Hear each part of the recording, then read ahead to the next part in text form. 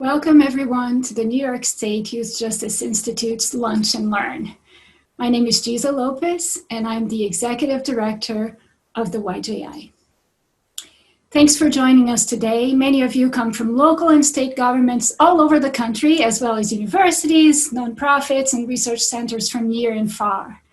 The YJI results from a partnership between the New York State Division of Criminal Justice Services, the New York State Office of Children and Family Services, and SUNY Albany. On behalf of my team, I want to express our gratitude to the CJS, to OCFS, and to the university for their support, as well as the support of the New York State Juvenile Justice Advisory Group. We have an important, rather a critical conversation ahead of us, as presented by Dr. Alan Lipscomb. I want to get started.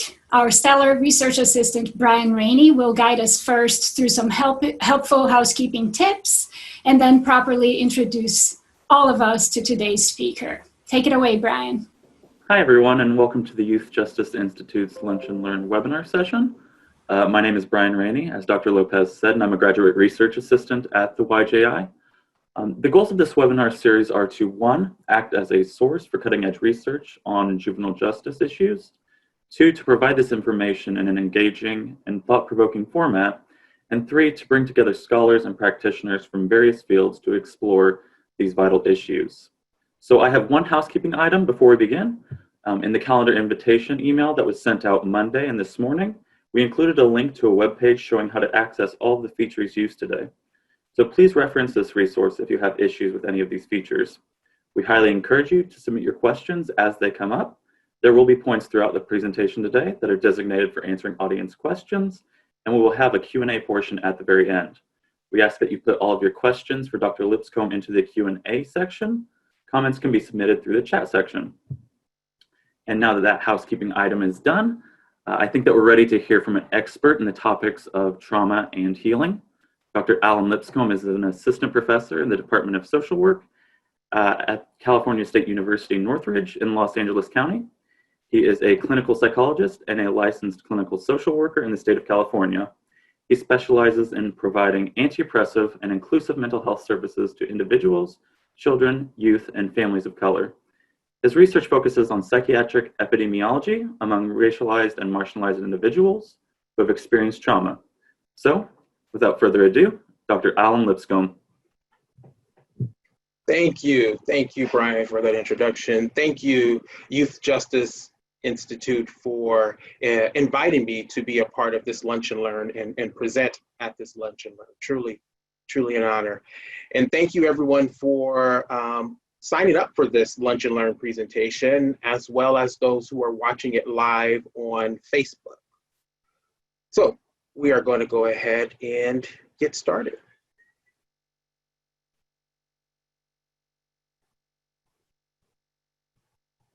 So as Brian mentioned, I'm going to be talking about my research, my clinical work with Black men, including adult Black men and also youth Black men, and specifically looking at their grief reactions to losses, including race-based losses.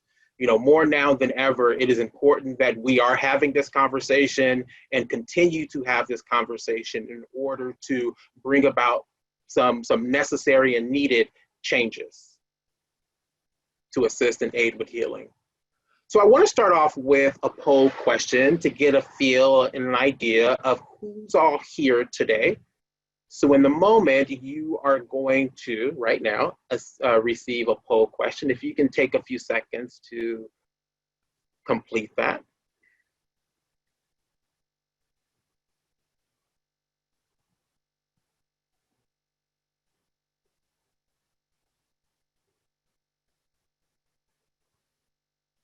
Nice.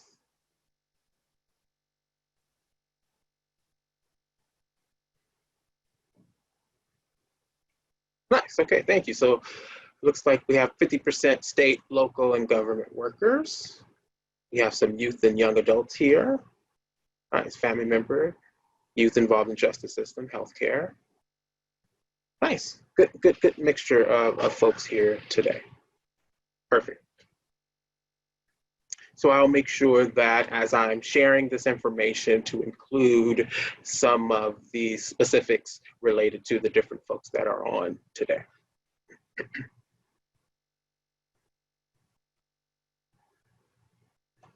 So when we talk about adults and emerging adults specifically, we're really looking at ages 18 to 25, but also know there's a lot of research that's being done that this number varies, it fluctuates, and can go a little bit older than 25 as well. A lot of the research that I do is between early 20s to about 35-ish, 36-ish for those who participate in a lot of my research studies that I'm going to be bringing forward today. Before I continue on, it's important for me to note that the material and stuff that we're going to be talking about today is activating and can be activating for folks for different reasons based on who we are intersectionally speaking in our lived and living experiences.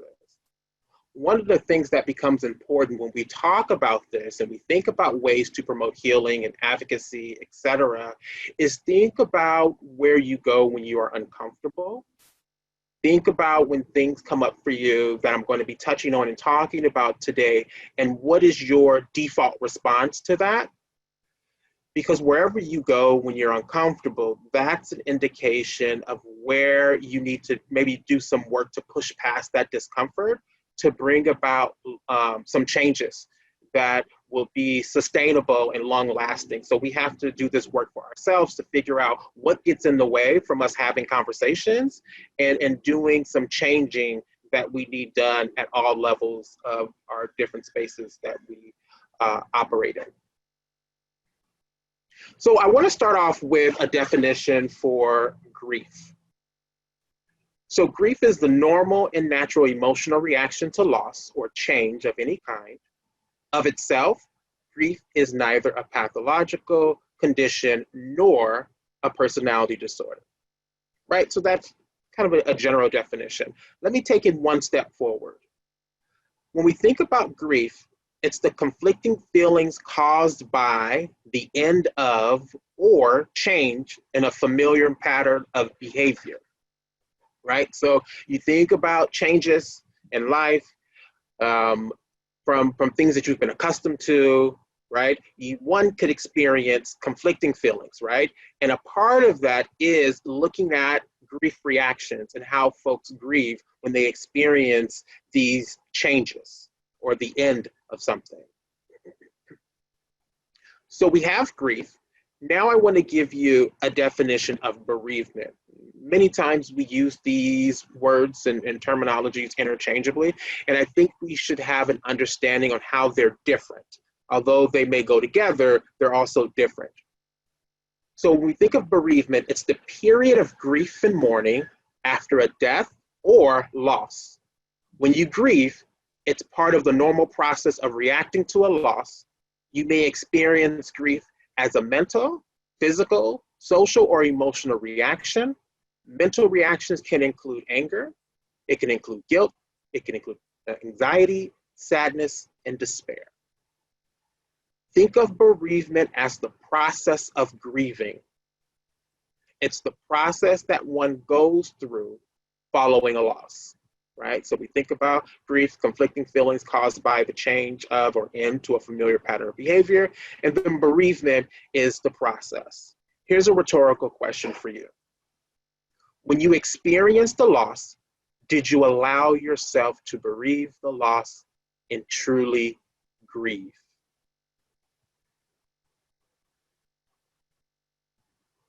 Okay. And so just hold that there as we continue to unpack and go through this presentation. We're going to go through that and continue to come back to that piece in addition to other rhetorical questions. So we have grief, we have bereavement. Let's talk about trauma. And what is trauma? Trauma is the emotional, psychological, and physiological residue left over from heightened stress that accompanies experience of threat, violence, and life-changing events. It's a more overwhelming event than a person would ordinarily be expected to experience and or encounter. Okay? one of the things that I often say, it's important that we don't tell folks what's traumatic for them, right? Based on our own experiences. It's important that we honor what they deem as traumatic for them, because it's a more overwhelming event than they would ordinarily be expected to experience and encounter.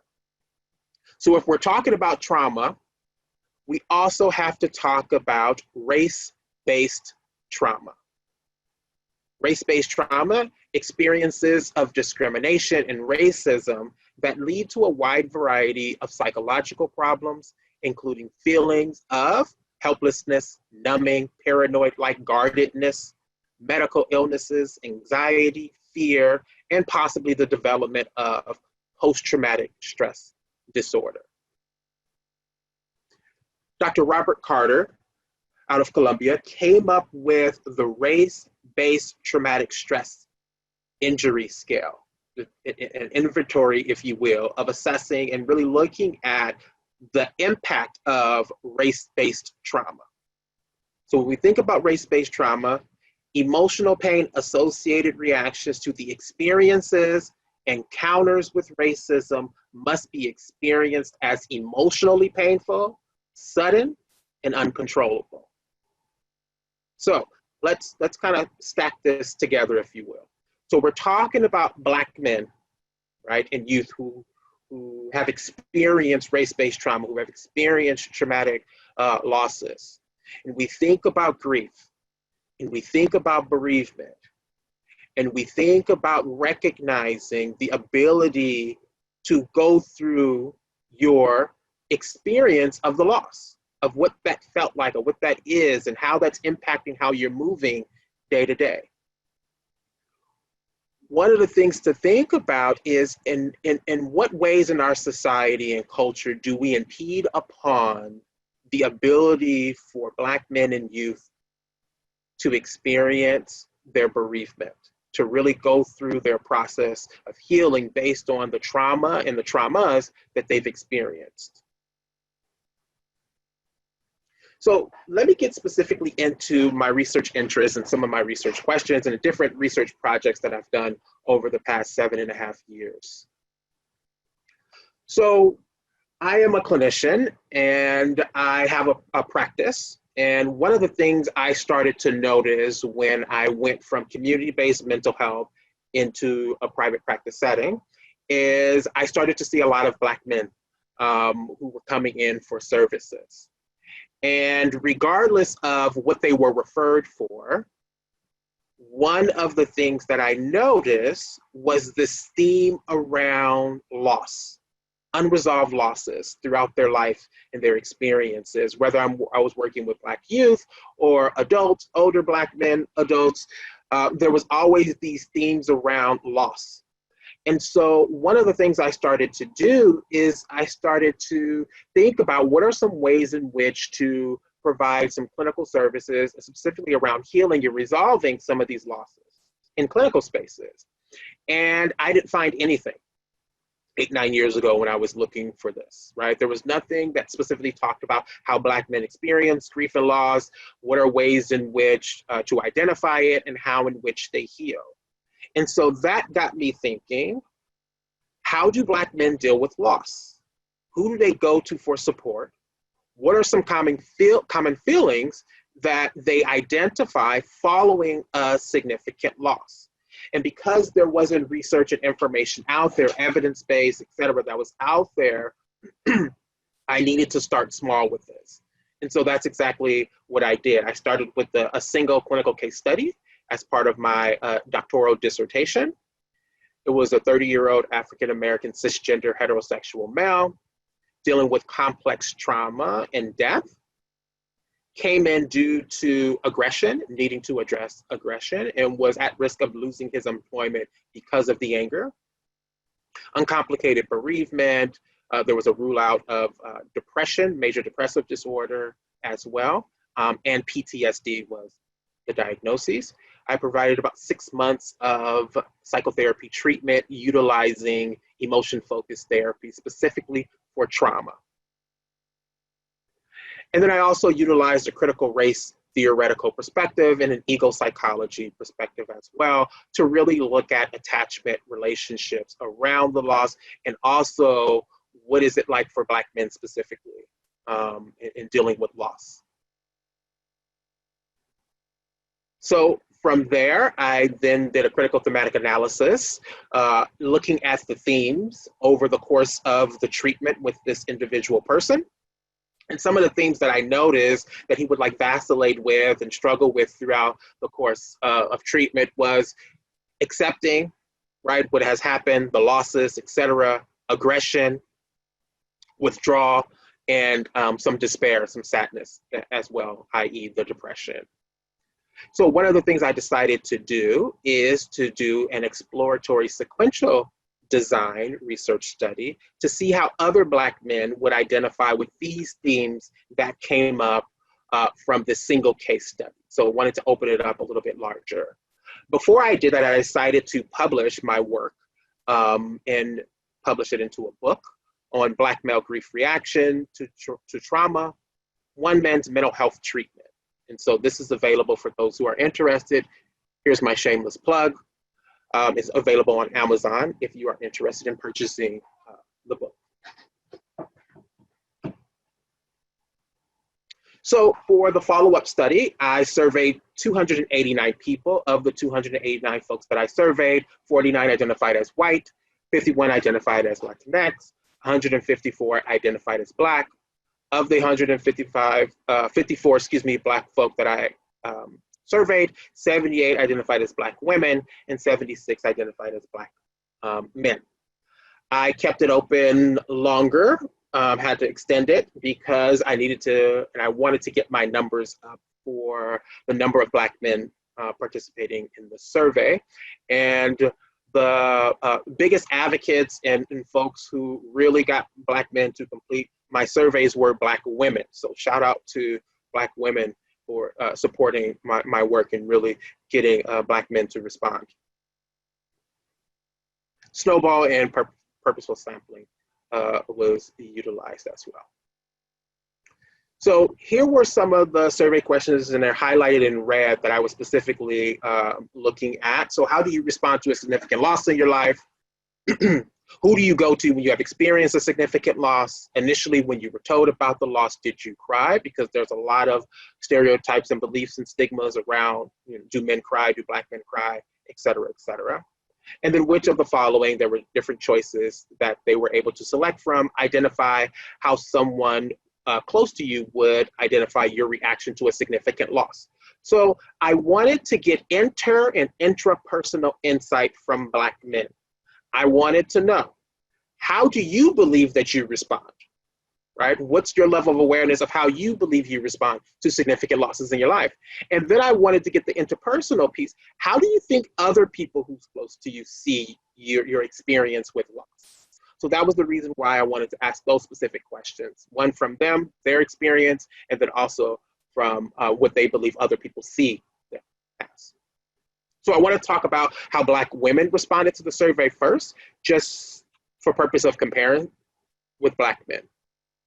So the first one was, how did you respond to the significant loss in your life? And the options were with aggression, with sadness and despair, and with acceptance.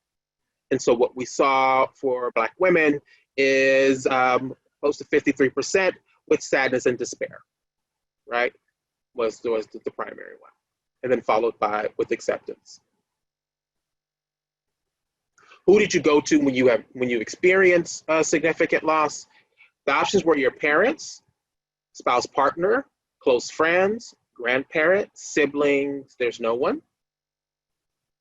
And so for Black women, 57% reported that they went to close friends, followed by spouse, partner with 35%. And then followed by siblings with close to 30%, right? And so this is going to become important when we start to look at comparing Black women's responses to these questions versus Black men's responses to these questions who participated in this survey. So again, the number one was close friends, and then it was followed by spouse, partner, and then siblings for Black women. Initially, when you were told about the loss and found out about the loss, did you cry? So significantly, by and large, 76% of them said yes. Which of the following responses best describes how someone close to you would identify your reactions to a significant loss? The options were tearful, angry, withdrawn, content, acceptance, none of the above, all of the above. And so what we saw from Black women is tearful. 54% reported tearful, and then followed by withdrawn, and then followed by acceptance, right? We're the top three. Okay, so again, that was Black women. Now let's take a look at how Black men responded to the same questions. How did you respond to the significant loss in your life? With aggression, with sadness, despair, with acceptance? And so what we saw, 60% of Black men reported with acceptance, right? If you remember how Black women responded to the same question, right? Very different. And then we see 33% with sadness and despair, okay? This is what they're reporting, okay? Who do you go to when you have experienced a significant loss? The options were same. Your parents, spouse, partner, close friends, grandparent, siblings, there's no one. Black men reported 40% was parents, right? Followed by close friends, and then followed by spouse, partner. So the top three here, again, is different than how Black women reported that they responded, who they went to when they experienced a significant loss. Right, so we have parents at 40%. And we're gonna come back to this too later on in the presentation when we think about parents. And again, initially, when you were told about the loss, did you cry? 59% reported yes, they did. And then which of the following best describe how someone close to you would identify your reaction to a significant loss? The options again were tearful, angry, withdrawn, acceptance, none of the above, all of the above. And so what we saw was withdrawn, right? By and large with withdrawn, and then followed by tearful and acceptance. Okay, so when looking at Black men's grief reactions, the most common reactions, right, that they reported how somebody else would report how they would respond, they said withdrawn, and then they reported that they accepted, right, the loss. But it made me think, really? Acceptance? I didn't expect that. And so I'm wondering, is this saying that, maybe Black men are responding, are coping differently, and so they are more likely to accept the significant losses based on expectations, how they're socialized, etc., than Black women, right? So really taking that a step further. And so with that in mind, I decided to go a step further, and this quote helped me kind of frame my next part of my research journey following this particular study. So quote, before we can begin to study the Negro intelligently, we must realize definitely that not is he affected by all the varying social forces that act on any nation at his stage of advancement, but that in addition to these, there is reacting upon him the mighty power of a peculiar and unusual social environment which affects to some extent every other social force. In the second place, we should seek to know and measure carefully all the forces and conditions that go to make up these different problems, to trace the historical development of these conditions and discover as far as possible the probable trend of further development. And this is by W.E.B. Du Bois. So that's what I decided to do, to trace back, right, as far back as possible, thinking about trauma, thinking about grief and loss, and also thinking about acceptance. And so what you're seeing here What you're seeing here is in Accra, Ghana, okay, in Africa. And this is known as the cell of no return.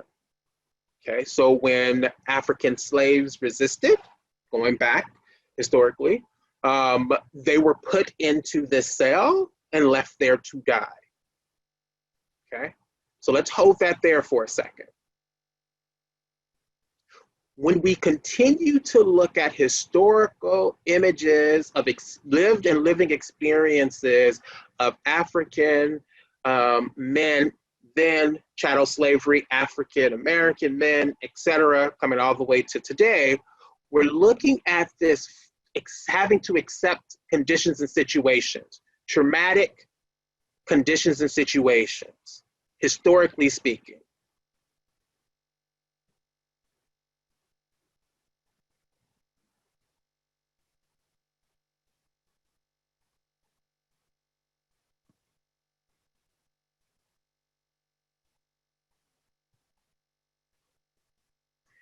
And so the definition that I came up with regarding this idea of acceptance, right, that we're hearing or that I got from surveying Black men is forced cultural acceptance. Forced cultural acceptance is the act of imposing a situation or a condition onto another individual or group of people based on phenotypic presentation with dominance, power, and force, noting that these conditions and situations would not be accepted if it were not for power, privilege, white supremacy, etc. Forced cultural acceptance is not, and this is important, it is not the lack of action on the part of the individual, i.e. the Black person, Black male, or group of people. It is being forced regardless and in spite of their efforts and actions to resist. That's the forced cultural acceptance piece. And so what could begin to happen psychologically speaking while you are not okay with the significant changes in your life and the experience of the life, because you are experiencing these situations and conditions and generationally have experienced these conditions and situations in American culture, society, etc., there is this idea that you have to accept these conditions, that you are forced to accept these conditions or you will die. That's the in spite of, right? That's the knee on the neck. So with that in mind, we are also talking about other types of losses. I say that being racialized is also a loss that Black men and youth experience. Racialization is to impose a racial interpretation, to categorize or differentiate on the basis of membership in a racial group, and to be treated differently. The loss is autonomy and how you move as a Black male, be it in adolescence, be it in childhood, be it in adulthood. Lack of differentiation because you are grouped in, you are seen as, right? Feared, criminal behavior, uneducated, a threat. And so when you experience, and I often pose this questions to folks who attend these presentations and trainings, when you experience the first time you were racialized, something died inside. There was a loss that's not recognized, right? There's no recognition around this particular loss. But the acceptance, having to accept the racialized experiences, which impacts how you move, what you wear, how you dress, what time you're out, how you're driving, how fast you're driving, what the tint is on your car or not on your car, etc. It impacts how you move day to day based on being racialized.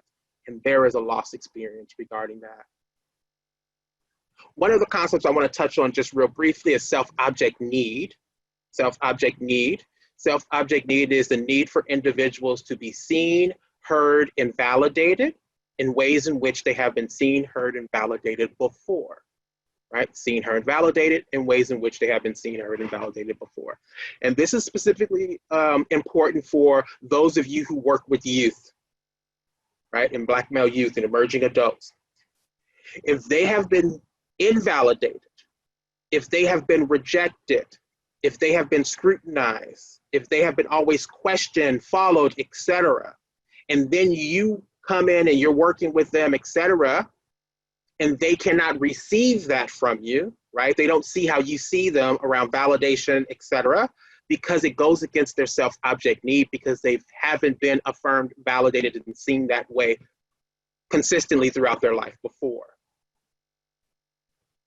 And the opposite applies. If they've been seen, validated in a positive way, then if somebody says something, then we see the opposite a reaction to that, because it goes against their self-object need, right? So this is why when you, let me open this up for you. So this is why when you're engaging with someone who you just met, and then you find out from a friend or a colleague or someone that they don't like you. They don't like you. Specifically, they don't like you for attributes that you possess that other folks have affirmed you in a positive way for those attributes. This is why you can't move past why that one person just doesn't like you, because it goes against your self-object need, right? Make sense, folks? And then the opposite applies. It goes both ways. So that's important when working with youth, to recognize what that could be about. It could go deeper than just what's happening in the work that you're doing with them. So this is Stephon Clark. Stephon Clark was shot at over 20 times in the backyard of his grandparents' home in Sacramento. This was in 2018. Of the 20 shots, 8 penetrated his body. Right? 8 penetrated his body. So what I decided to do in 2018, I did a rapid research study. Rapid research is conducting data as the phenomenon is happening, right? I decided to, so I quickly got it approved within a couple of weeks through IRB, and I began surveying. And what I wanted to look at is I wanted to look at the impact of secondary exposure to the fatal shooting and ultimately murder and death of Stephon Clark for Black men. If you read about it, if you heard about it, saw it on social media, etc., what was your experience as a Black man? And so ages 18 to 65 were the range ages of folks who participated. 62 Black men responded to this. It was a 15 semi-structured survey questionnaire. It was exploratory, open-ended. I did thematic analysis through open coding to analyze this particular body of work. And so there were 3 major themes that emerged. 1, emotional reactions of anger and sadness among the Black men who responded. 2, psychophysiological symptoms of hypervigilance, avoidance, and disassociation. And then 3, seeing and feeling the injustices around Black male bodies and being targeted, feeling targeted. So with the first theme, I wanted to give you all a little flavor of what were some of the things that folks reported, some of the Black men reported. So here's a quote. Anger, at first, it was disbelief. Then the anger took over as I remembered the many others before Clark and still is going on. Devastated and paralyzed, each time I hear or see killings of unarmed Black men, it stops me in my tracks and takes my breath away. Angry that another innocent unarmed man was robbed of a successful life he began, hopefully changes comes. This was in 2018, so not too long ago. I can't stand watching history repeat itself. Outrage. This is becoming an epidemic, and sooner or later will hit closer to home than I am ready for. For the second theme, my guard is up daily. I'm conflicted to accept this as my reality. Here we go again. I have to watch my back everywhere I go in Sacramento. I am very hypervigilant about law enforcement. I don't feel safe, even in my own home. For the third theme, concerned of being stereotyped as a threat. You can be shot by police, not because you're doing something illegal, but just because you're Black. Fear of my son. I try to prepare him, but I feel he is naive to the dangers of being Black in America. When will they stop killing Black men? Yes, whenever I travel, I'm fearful that I will be targeted for no cause or reason. Here's one final quote. It's a shame that a man can be gunned down in his own backyard for no reason. I've seen videos where police made an extra effort to de-escalate a situation, but it seems overwhelmingly Black males are not giving that courtesy. It feels like we are being hunted. There is no justice for the men who lost their lives over trivial circumstances. The police are taking law into their own hands and carrying out death sentences out on the streets.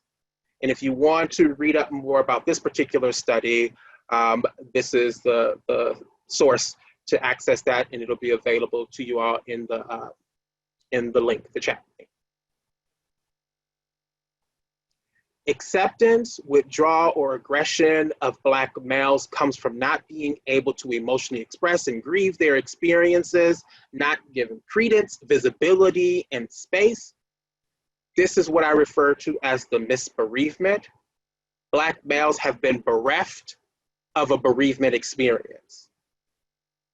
And I'll say that again. Black men has been bereft of a bereavement experience, have been robbed of a bereavement experience. So looking at the different surveys and research that I've done over the years, here are common reactions that I have found to be true based on the data of Black men when they're responding to traumatic grief and loss.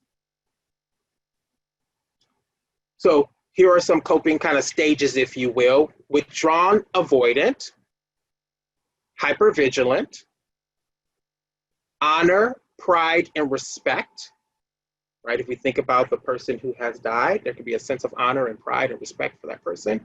Acceptance, right? Even if it's not true acceptance, it could be centered around the forced cultural acceptance piece. And also targeted. These are some of the common reactions that you may see when working with Black males and youth around their reactions to traumatic losses. One of the things I want to say before I wrap it up is we need to use our privilege for good. For those who are allies and want to be allies when providing services, to think about the following and consider this. Listen to the lived experiences of Black men. Trust even if it doesn't make sense in your world, allowing for multiple truths to exist beyond your own truth. Understanding that all conversations don't need your voice or need a response from you, but some do. For those of you who have access to spaces and places, please share your voice. Please advocate, right? Dismantling and deconstructing white supremacy in all spaces that impact the movement of Black males, that impacts how they're receiving services, etc. It's not enough to not be racist. Rather, the aim should be a Black anti-racist. Acknowledge when you are wrong and learn from it. Avoid infantilizing the Black youth that you work with. And then don't expect the thank you, right? This is what we should be doing for humanity, showing up. The approach that you can utilize, right, when working with and promoting healing is what I call and refer to as the BRA approach, which stands for bonding, recognition, understanding, to promote healing. To break it down a little bit further, bonding to build the trust in the space by being consistent in how you show up. That's also the allyship piece. Consistent in how you show up, not only in the space, but outside of the space. Recognition, their experiences of trauma, loss, and grief. Understanding who you are and understanding who they are, that's the truth piece, multiple truths existing. oppressive systems that we often operate in, and how they are coping with those systems and around those systems. And then also healing through holding space, validating, fostering community connection and reconnection, and then culturally congruent practices to assist them in healing. So in closing, not everything that is faced can be changed, but nothing can be changed until it is faced. And that's by James Baldwin. Here are some of my recent publications that I was referencing in this body of work that I was presenting to you all. For those of you who would like to have more of an in-depth training on what I'm talking about, I will be doing a 3-part training series starting next Thursday, and it will go for 3 consecutive Thursdays. So if you are interested, please feel free to email me. Here's my email, and it'll also be available to you in the chat box. Thank you so much, and now we're going to open it up. Wow, thank you so much for that amazing presentation, Alan. It's a really important topic, especially at the current time. So thank you. You're welcome. So I was wondering if you could speak a bit about the complex trauma that many young Black men may be experiencing right now as it relates to yet another murder of an unarmed Black man, but also that during a worldwide epidemic, or pandemic rather. Yeah, I think with that, the complexity of navigating and experiencing what we're all going through as far as a country and also globally with the pandemic, the coronavirus, and what that has been, and what losses have been experienced for Black youth and Black men around that. So you're trying to deal with that. And then in addition to that, you are seeing Black men, specifically with this particular recent one, George Floyd, being murdered, literally in front of you. And so what trumps the pandemic that we're in around the coronavirus is your own well-being and safety around who you are being a Black male.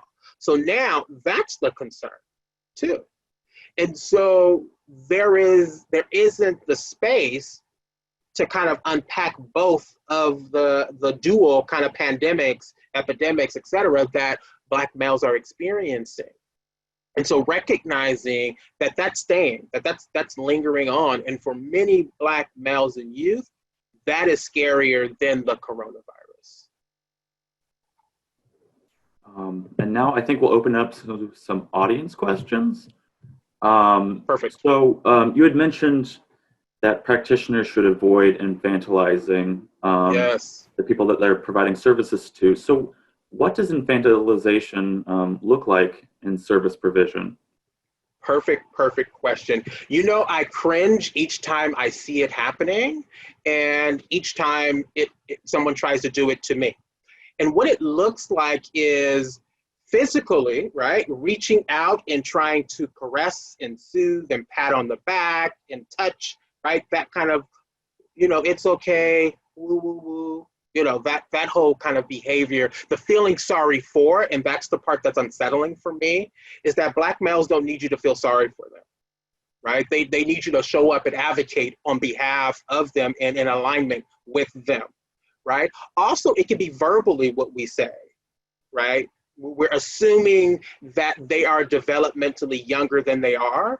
We are discrediting their lived experiences as youth and young adults and adults, that many of them have lived far more than we would ever know and experience in our, you know, adulthood that we've experienced. And so being mindful of what you are saying and what you are doing that's rooted in feeling sorry for, and also feeling like you need to rescue. That's the other piece around the infantilizing behavior.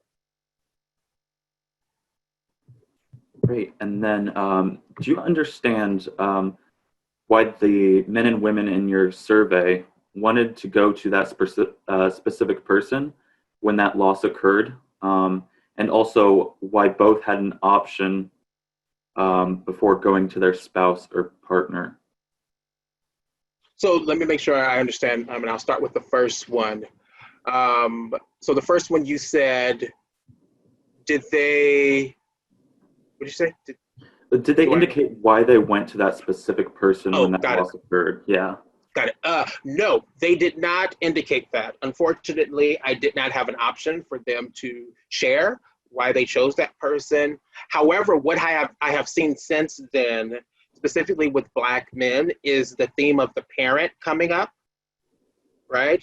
And that's their go-to person. And if you think about George Floyd, right, and who he was crying out to, mother. Right? Who do you go to? So literally, as his life is being taken from him, who is he reaching out to? Right? Who is he calling out to? His mother. So it has ring true in the work that I've done and what I continue to see in clinical spaces and working with Black men is that wanting and feeling safe with their parents or mother specifically. And then can you talk a bit more about bonding from the BRA acronym and how this can be done most effectively, specifically with service providers of a different race? Yeah, so one of the things that is very powerful for folks who are of a different race than the Black male that you're working with is starting with who you are, recognizing that you are different, and also recognizing that they're probably not going to start off trusting you, right? They're probably not going to feel safe with you. And you can put that out there on the table and say, you know, I recognize I am a white male. I recognize that I am blah, blah, blah, blah. And I also recognize that I don't have the experience that you have, your lived and living experience. I would hope that in my efforts to support you, work with you, collaborate with you in the consistency in which I do that in the space with you, and also outside of this space, that you would begin to feel like, you know, you can trust me, you can open up to me. There are going to be times where you're going to say to me that I don't understand and I don't get it.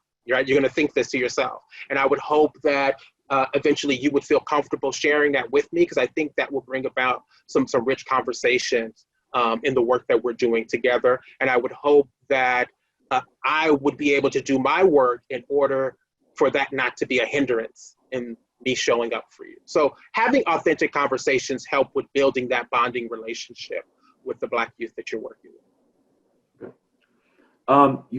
You had said that we should strive to be Black anti-racist. So I guess the question is, what's the difference between not being racist and being anti-racist, and how do we get there? Nice. So the biggest thing that I hear is, well, I'm not a racist, period. And it stops there, right? And what happens is it forces folks to try to convince why you need to advocate. It's not enough just to say, I'm not a racist, because it's more in your actions and behaviors, different than your conceptual belief about what you are and what you are not.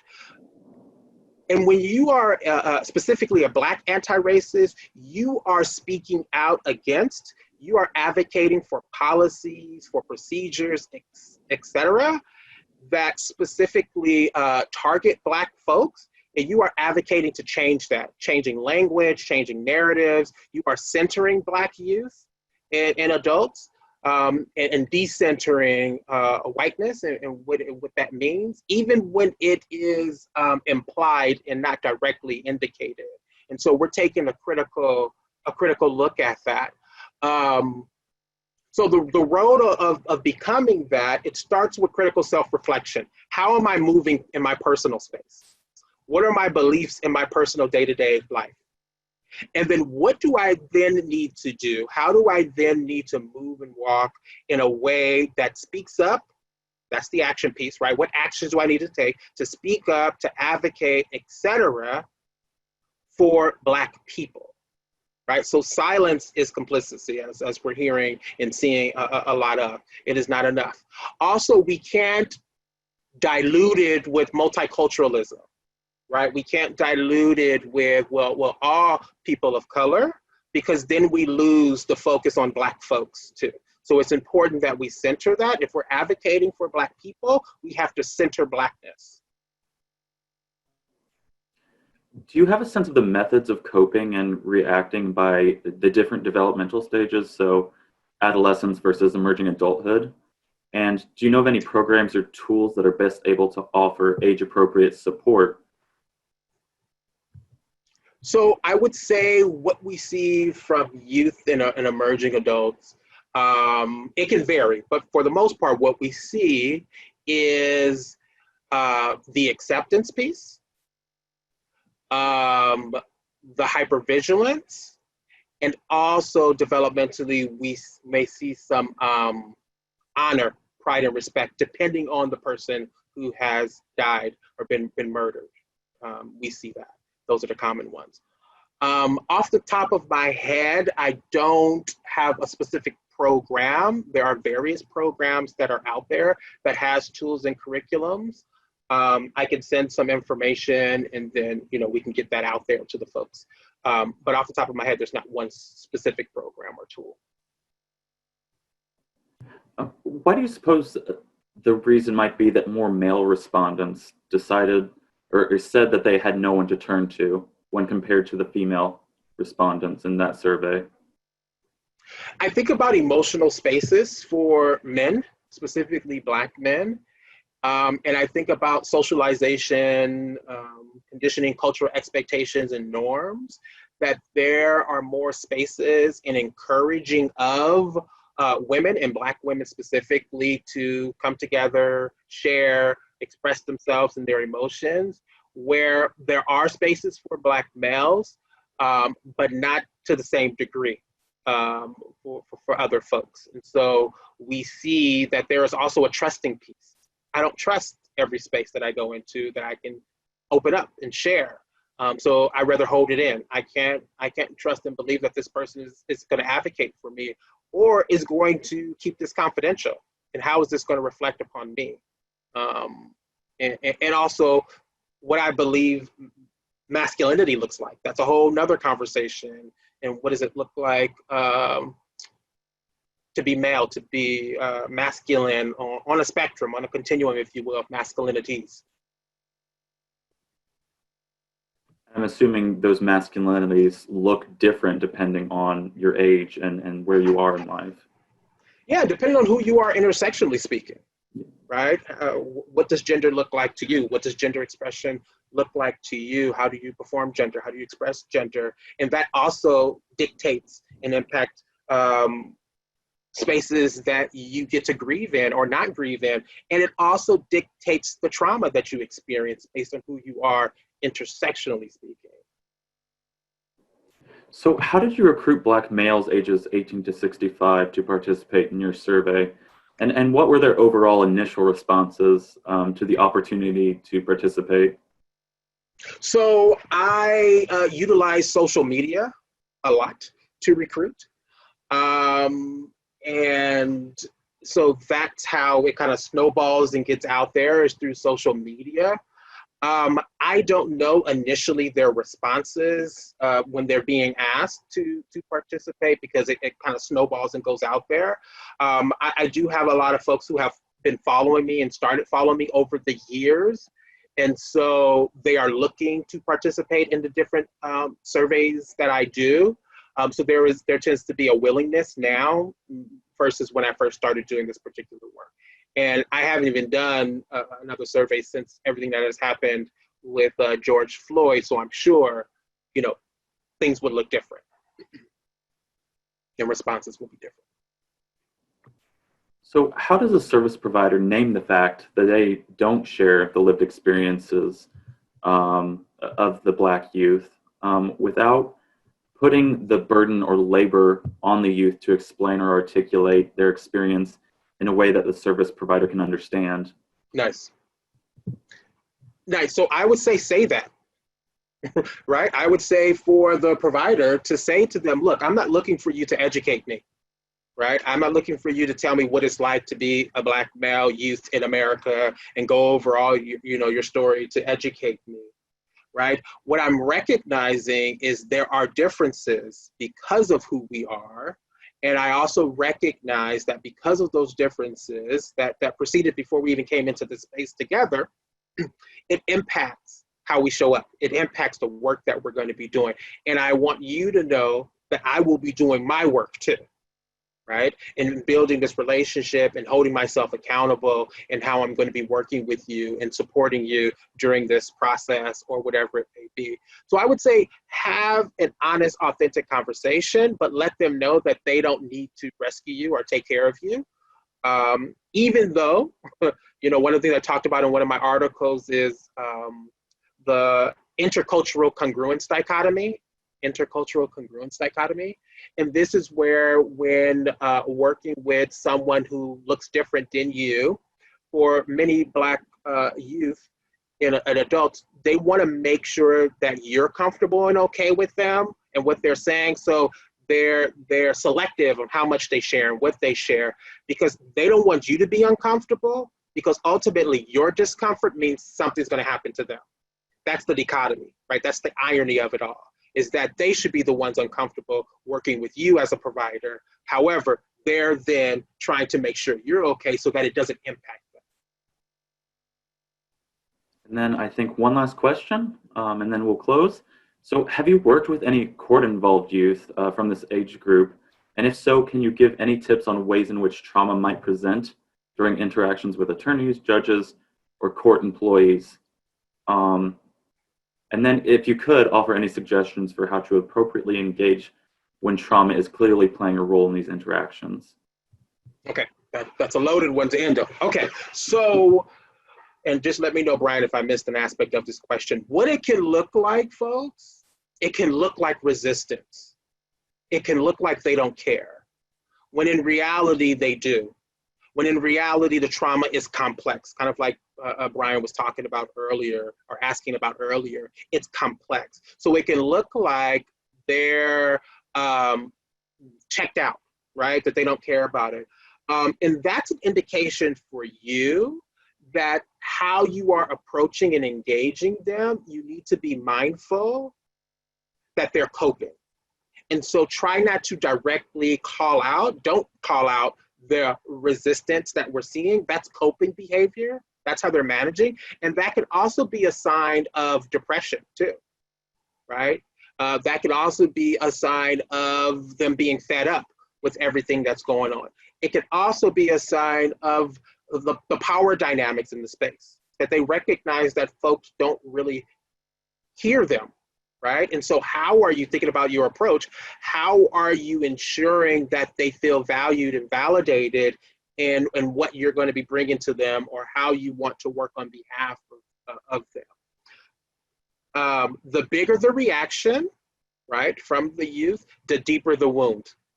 The bigger the reaction, the deeper the wound, right? And so recognizing what that could be about regarding how they're responding and reacting, or lack thereof. And that could be that cultural forced acceptance piece playing out, where they're like, I don't care, it's whatever, I don't care, right? When in reality, they do care, but they've learned that folks don't care. So if folks don't care and they're gonna do what they do, right? Then why should I share? Why should I speak up? Well, Alan, again, I would like to thank you on behalf of everyone at the YJI and in attendance today for presenting this vital work, and for offering practitioners new ways to adopt anti-racist and anti-oppressive practices. And I'm so glad you could join us again after the COVID-19 forum that we had in early June. Yes. I would also like to say thank you to the probation officers across the US who were in attendance, and our colleagues at DCJS and OCFS, Vera, and the many staff from the Rochester Central School District and the NYC Law Department. But before we close, I do have a few announcements and items to put on everyone's radar. The next session of our Lunch and Learn series will be on August 25th at 12 p.m. Eastern Time. We'll be hosting Dr. Stephen Philippi of Louisiana State University. He'll be speaking about his work with evidence-based practices with a focus on mental and behavioral health EBPs. So registration information will be sent out soon, so be on the lookout for that.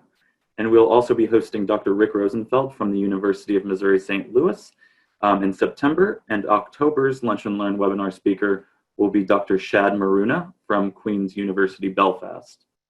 The YJI also has a new podcast series called Let's Talk About Youth Justice, The inaugural episode features a conversation that I had with Dr. Timothy McCuddy, who spoke about traditional bullying, cyberbullying, and issues related to both. And Alicia will be putting that link for that podcast in the chat section. And shortly after we finish here, we'll be sending a survey to you all via email. If you have the time, please complete this survey because it helps us provide, it helps us improve the webinar series through your feedback. So this information will be used to improve future webinar sessions. The survey should take no longer than 5 minutes. It's not very long at all. And finally, if you've not already done so, feel free to connect with us on Facebook, Instagram, Twitter, and LinkedIn. The links to those accounts can be found on our website. And just a reminder that the views expressed here are those of the presenter and do not necessarily reflect the views of the New York State Youth Justice Institute. And in closing, I just want to thank you all for taking part in this session of the YJI Lunch and Learn series. We hope that you've gained something from this webinar and that you continue to reflect on what Alan has presented. We also look forward to seeing you at future YJI events and webinars. So thanks again, everyone, and have a great weekend.